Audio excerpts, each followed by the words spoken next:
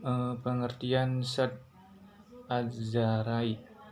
Sad Az-Zarai dalam bahasa Arab yang tersusun atas dua lafadz, yaitu lafadz sad di satu sisi dan lafadz Az-Zarai di sisi lain. Lafadz sad bisa kita maknai mencegah, sedangkan lafadz Az-Zarai merupakan bentuk lafadz jamak dari lafadz zari'ah yang mempunyai makna at-taharruk wa al-imtidad, yaitu sesuatu yang mempunyai penunjukan atas adanya perubahan. Sad Az-Zarai merupakan metode ijtihad dalam pengambilan hukum yang menggunakan akal, ra'yu. Metode ini sama persis dalam istihsan, qiyas, dan masalah mursalah. Para mujtahid saling ikhtilaf dan tidak sama sepakat mengenai penggunaan Sad Az-Zarai dalam hukum meskipun dalam perselisihan. Dalam bahasa Arab, kata zari'ah dapat dipakai ketika situasi atau hal-hal sebagai berikut. Yang pertama, sebab. Komunitas orang Arab bisa menggunakan zari'ah dengan makna sebab, dengan ungkapan fulanun zari'atin, artinya seseorang menyebabkan saya mendatangi Anda. Kedua, perantara, sebagaimana ucapan mereka dengan zari'ah yang mengandung makna perantara, yaitu faman zarha abid zari'atin faqad tawassala biwasilatain. Yang ketiga adalah lafaz zari'ah juga dapat diartikan untuk seekor hewan unta yang dibuat sebagai tempat persembunyian bagi pemanah, supaya pemanah tersebut dapat memanah hewan buruan dari jarak yang dekat. Keempat, kata zari'ah juga bisa diartikan sebagai sebuah halokoh atau kumpulan orang-orang yang sedang berlatih memanah. Hujjah sad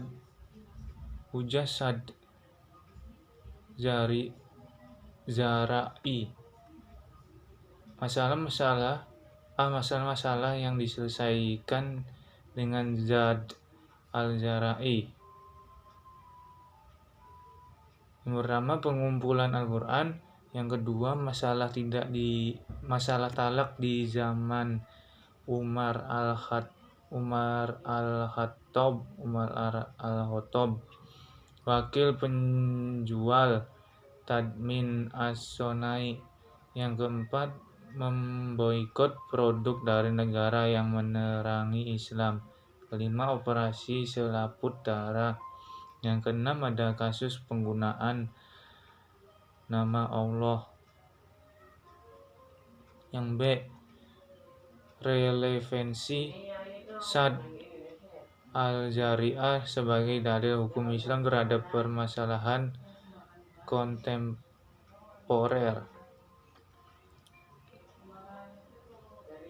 Para ulama sepakat bahwa yang menetapkan atau mensyariatkan hukum Allah adalah sebagai syarat. Namun secara epistemologi hukum diketahui melalui dalil. Hal ini jelas karena hukum dipahami sebagai kitab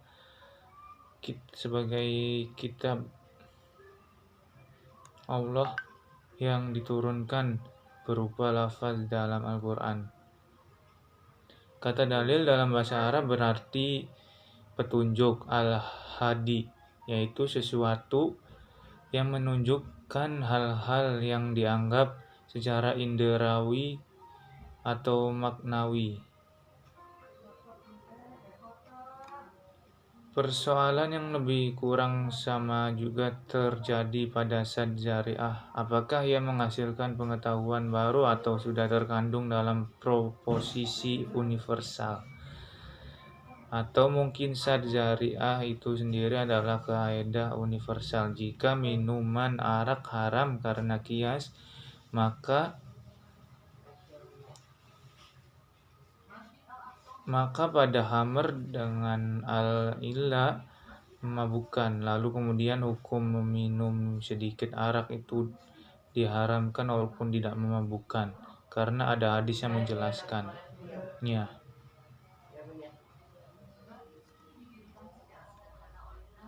Pendapat para ulama mengenai sad zara'i.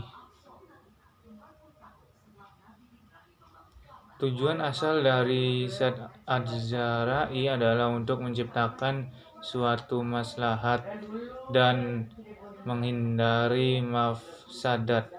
Ia ibarat penguat bagi masalah mursalah yang ditetapkan secara khusus sebagai mashadir tasyri' oleh Imam Malik dan Ahmad bin Hanbal. Maka tidak heran jika mazhab yang menjadi sad az-zara'i sebagai salah satu mazhab tafsih. Landasan atau alasan yang menerima sad az-zara'i sebagai dalil nakli. Yang pertama, Al-Quran. Yang kedua, fatwa sahabat. Yang ketiga, mauqif Imam Syafi'i terhadap sad az-zara'i.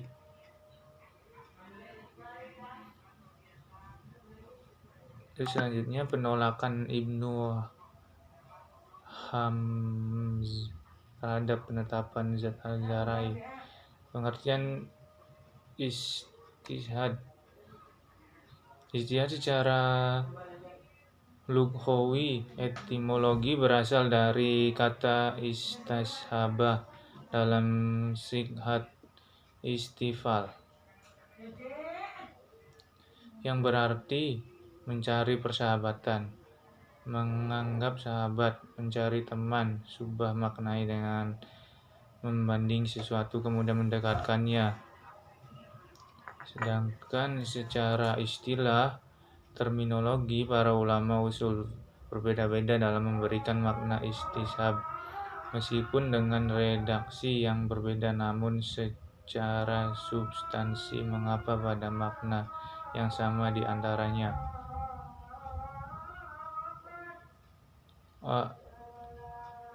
Al-Syaukani, istishad adalah tetapnya hukum sesuatu selama hukum dalam. Imam Ibnu al-Definisi siap sebagai menetapkan hukum atas masalah hukum. Yang kedua, berdasarkan hukum yang pertama karena tidak ditemukan dalil yang merubahnya. Imam Ibnu Qayyim al-Jauziyah mengartikan istishab sebagai melanggarkan hukum dengan cara menetapkan hukum berdasarkan hukum yang sudah ada, atau meniadakan hukum atas tidak dasar adanya hukum sebenarnya. Terima kasih, cukup sekian dari saya, kurang lebihnya mohon maaf. Wassalamualaikum warahmatullahi wabarakatuh.